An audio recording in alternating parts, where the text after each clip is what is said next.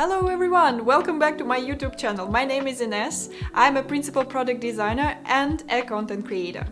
It was quite a while since I created the last video, but that was because I was moving into a new apartment and you are now in my new studio. So I hope you will like it. And let's go to the topic. There was a topic I wanted to talk with you about for a long time, and it is something I'm constantly monitoring myself. How do my workflow change? What do I do day to day? And how can I teach it to others? And I'm talking here specifically about AI in the day-to-day workflow of a UX designer. Now, AI has stopped to be a buzzword and has really become a day-to-day tool that we use. I think nobody is afraid that it will take the job anymore, but the question is, how can we be more productive? How can we stay up to date with this technology, and how can we implement it in our lives? And I've got this question multiple times through my Instagram page. By the way, subscribe if you have not. And I see that this is a very pending topic for many. So in this video, I will be giving you my honest day-to-day workflow and use cases for which I use AI. Let's go. As a reminder, I'm working as a principal product designer in a big tech company. And as any big tech company, we tend to be quite slow on adopting technologies because we have a long procure process, meaning that all tools that we use have to be compliant. But despite this friction, AI is taking a big chunk of work right now in our company. But I must tell you that the influence of AI vary between different product development stages. So some stages benefit much more from it than some others. And this is what I'm going to explain to you. So if we think about Double Diamond, I think that the first stages of the Double Diamond benefit much more from AI technology than the rest of the stages. And this is where I will give you the majority of use cases. So what's the first stage of the Double Diamond? It's the discovery stage. It's the stage where we talk to users, where we identify problems, where we are basically looking for a problem to solve. And here, usually, a PM, product manager, creates a document, initial document for designers to read and for everybody to be aligned with. And I must say, in our company, those documents tend to be really long. Like 26 pages is an average length of the document. It's quite normal. And what I recently do is that I summarize those documents by ChatGPT, and I find it is super convenient. And it actually questions the need of such long documents, but I will leave it to the discussions with PMs. But I really create summaries of those documents. I even talk with ChatGPT if it can identify some gaps or maybe some questions to ask towards these documents, or I give them the context that I'm a UX designer, please find me what is the major part for me to tackle in this document. So this is a very good use case that saves a lot of my time recently.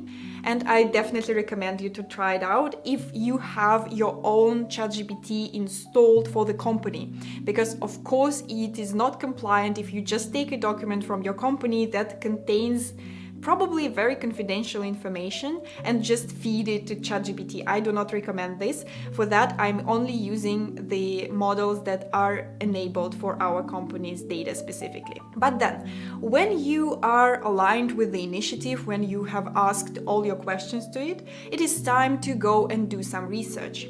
And usually in big tech companies, there has been some amount of research made previously. And we are working right now on creating our GPT model that is trained on the data from those previous research that has been done. And this is, in my opinion, is absolutely revolutionary for our company because we have done a lot of research. We have a lot of knowledge, but sometimes it's really hard to reach out to it. You need to scroll through big libraries of insights. You need to search for certain keywords.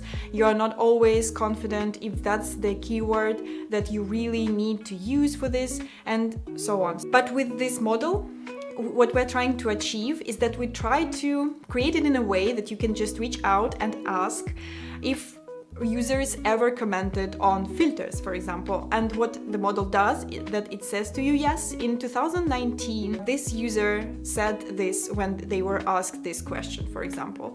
And it is amazing. it takes a lot of work. You need to feed the proper data, you need to calibrate the data, you need to handpick it, and so there is some overhead for this. But the impact that it has already on the ways we do user research is significant. This is my honest second use case where I use AI daily. Next, usually after assessing if we have some data available from previous research, we end up on the idea that we need a new research. Yes, sometimes we need to ask new questions. The product has been updated since the last time we've asked those questions, so we go for another round. And this is where I really find it helpful with ChatGPT, just with the regular model, to bounce some ideas about what questions should you ask. And I always reach out and ask to verify if my questions are not leading, if they are open questions, if they are appropriate questions to ask for user research. And I ask ChatGPT to provide me some other ideas about what could I ask from users. And this is really helpful, especially if you have junior and middle career designers in your team and you want to enable them to do research and to learn how to do research properly. So this is the first stage gate that I recommend them to use. And it has been absolutely amazing. It saves you a lot of time. It just creates this sense of like double checking the work that you do. Next, when we have created the perfect user research brief with all the relevant questions asked in a proper way, we go for interviews, obviously, and there AI cannot replace us, obviously, because people are talking to people. But what we do now is that we create a transcript, and we do this right in the Google Meet app. The transcript there is pretty accurate, so it also saves us some time from note-taking, because previously we had to have two people on one user interview, where one person is leading the interview, the other is making notes, which is not really cost-effective. Now we only need one person, and that's it. It's also really helpful because I can rely on it and I must not take any notes during the talk with the user, and I can just concentrate on what we are discussing. After that, these notes can be easily analyzed by ChatGPT. I think everybody does this already. It is a very clear use case. You just ask ChatGPT to distill the most important information and quotes from the transcripts that you have created with other AI. And here, one important thing, always ask ChatGPT to quote and rely on the exact words that users are saying. So ask this persistently or train the model to do this for you, as we're doing this with the research AI in my company. But you need to find a way to control hallucinations. And in my opinion, asking them to back up every statement with a quote is a really good way for it. After that, we have a set of insights, a set of quotes maybe, depends on how you want to run this. And what do we usually do after that is that we add them in the Miro board or FigJam board, depending on the team. And previously we had to cluster them manually. Now it's not the case anymore. FigJam and Miro, they do clustering pretty well. I must say that you have to run the clustering multiple times for them, because the first clusters they will create will be quite vague. So you double down on this, you ask them to cluster clusters one more time and sometimes the third time, but then you can end up on pretty decent clusters and you save yourself and your teams really some time on clustering that, which is also really amazing. And this is also what we're using right now after every interview that we're doing. So you can see user research speeding up quite significantly by the recent technology. And it is a good thing, but it is also a very concerning thing, because right now companies don't really need so many user researchers, and it often happens right now then UX designers are doing their work. And you can even see this right now in the job openings that are available. Many of them requires user research knowledge and experience from UX designers, even for the entry-level jobs. And although I'm not fully happy about this trend, because I have a lot of user researchers friends and I'm worried about their career right now, but it's kind of logical. I think this is the way where UX design will move eventually. So yes, you have to double down on user research and know how to do this properly, because even though you can bounce back your ideas with ChatGPT, it's eventually you will be asking those questions and you will be accountable by the data that you receive from it. So you have to be smart about that. You have to know how to structure that, and so to know what parts can you safely delegate to AI models. By the way, if you like this video so far, click the thumbs up down below or hit the subscribe button. It's important for me and for YouTube algorithms. And we are moving on. As I said in the beginning, I see how AI really speeds up the first phases of the double diamond. But when it comes to the next stages, the impact is not so clear and beneficial yet. So what happens next when I'm finished with user research? I'm usually going out there and look for some inspiration. Here, AI can still be really helpful, because what I use for competitive analysis is the AI called Perplexity, and I will leave the link to it down below. The Perplexity AI is my recent favorite tool. I even prefer it in many cases to ChatGPT, because what this tool does, it basically replaces Google. If previously I had to go to Google and search manually through the results to find my competitors, and sometimes it was really tricky because some interesting competitors might not be giving advertisement on Google, so I had to go really down the list to find some interesting new fresh ideas. And it was also really hard to find competitors or similar companies from, say, India. Because how can I reach out to them? How can I even understand how to search for them? So it was tricky. Right now, Perplexity really does this for you. So if you need to find a company that sells food for dogs, for example, you can just do this and specify which regions, which areas, and it will give you the condensed information, like first 10 links, and it will all be relevant for you. And this has been the major speed up point for me when it comes to doing competitive analysis. I really now recommend to try this tool for everyone, because it's really mind-blowing. I will leave the link to this tool down below, so you don't really need to memorize it right now. And when I'm done with my competitive analysis, I usually go and search for some pure design inspiration, for some visuals that will really sparkle an interest in me in solving this problem. And my usual way to do this was going on Dribbble or Behance or to some portfolio of designers that I admire, and just tried randomly to find some ideas. Now I'm still doing this, I must say, but there is a new way that I am sometimes trying and see what I can get out of it. And usually you will see the recommendation to go to Midjourney and ask it to provide you some UI inspiration. I don't really find that so beneficial right now, because Midjourney is like very abstract.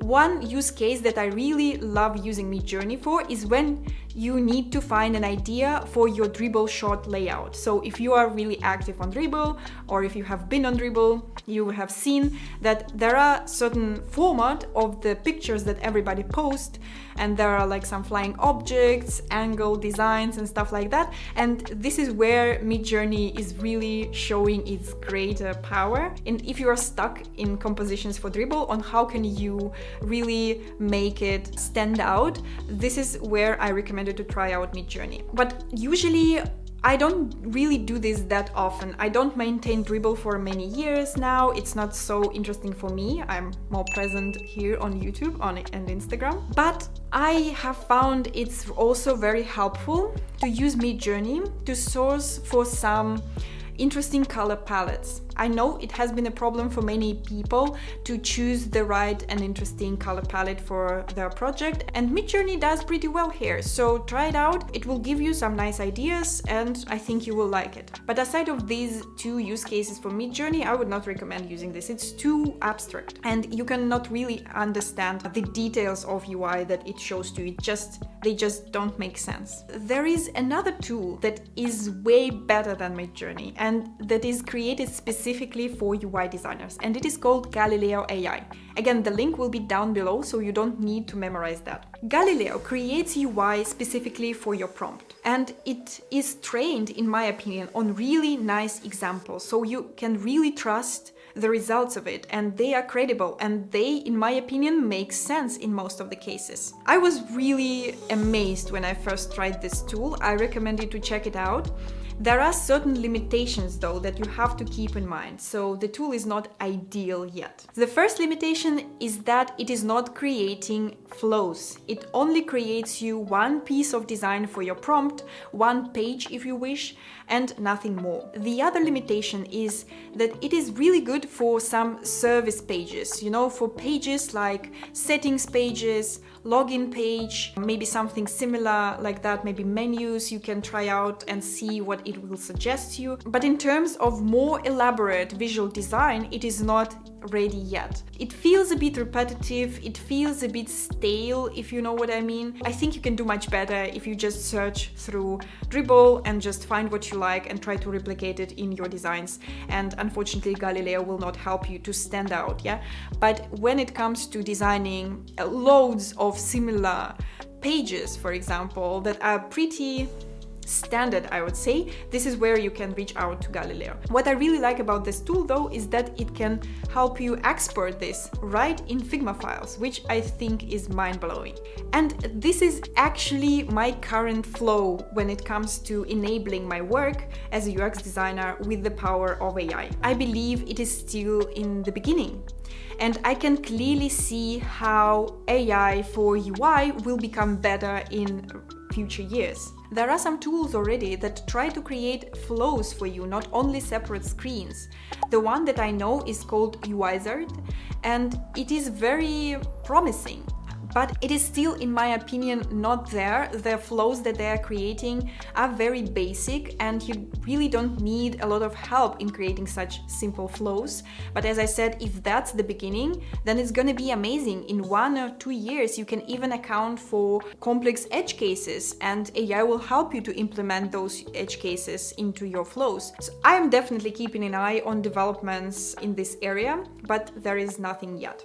If you know any tool that can create a flow for you and add edge cases into it, then let me know in the comments. And also, if you've noticed, there is not much help from AI when it comes to crafting UX design.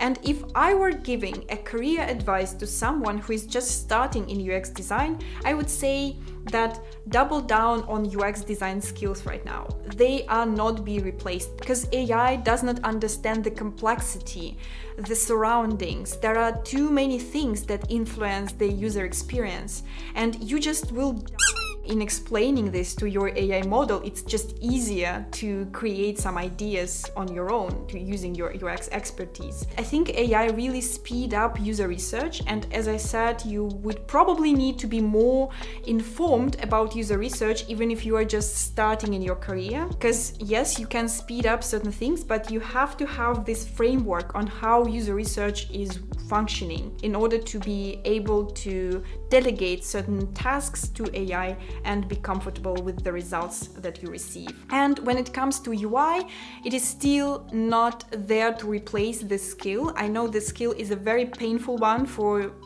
starting designers, but there is still a need to master this. And probably in the 1-2 years from now, we will see significant developments in this area. I would expect something to improve in a way how we use design libraries, for example, because they tend to be really big and spacious. And I definitely see a lot of cases where AI can help me with that. But still, if you are looking for a job in this year and the year to come, double down on your UI design skills. Yes, you can find some more inspiration, you can be more comfortable with picking up a color palette, for example. You can probably be more active on Dribbble if that's your goal, even if you are a starting designer, because the bar there is pretty high. But when it comes to real work, no, you have to do this hands-on still, and this will not change. That was it for me for today. Let me know in comments down below what is your current workflow when it comes to AI in UX design. I'm really interested to learn more. Maybe there are some tools that I've missed. I will definitely read all the comments and answer you. And if you liked this video, give me thumbs up and hit the subscribe button down below. I'll see you in the next video. Bye bye.